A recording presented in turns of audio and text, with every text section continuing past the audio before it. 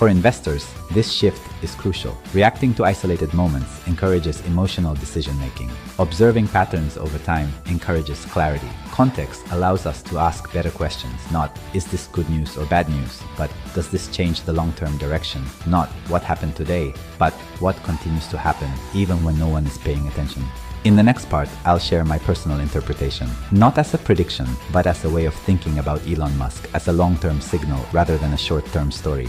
Here is how I personally interpret these patterns. When I look at Elon Musk, I don't see someone trying to be right all the time. I see someone trying to stay aligned with a long-term direction, even when that alignment creates discomfort in the short term. From my perspective, this is not about confidence. It's about tolerance. Tolerance for uncertainty, tolerance for criticism, tolerance for being misunderstood for long periods of time. Many investors assume that strong leaders always appear confident and consistent on the surface.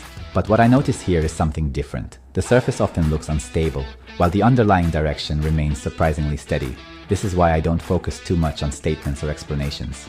Words are often shaped by the moment. Actions, repeated over time, are much harder to fake. When I observe where time and energy continue to be invested, even when it would be easier to step away, I see a form of commitment that is not reactive. This doesn't mean I assume success. Long-term commitment does not guarantee positive outcomes, it only increases exposure. And that exposure cuts both ways. What interests me as an investor is not whether the outcome will be good or bad, but whether the internal logic remains consistent. Does the behavior still match the original direction? Does capital continue to flow toward the same themes? Does risk-taking follow a recognizable pattern? When those answers remain stable, short-term noise becomes less important. From a Japanese way of thinking, this feels similar to watching a craftsman at work. You don't judge the work by a single day. You observe how the hands move over years.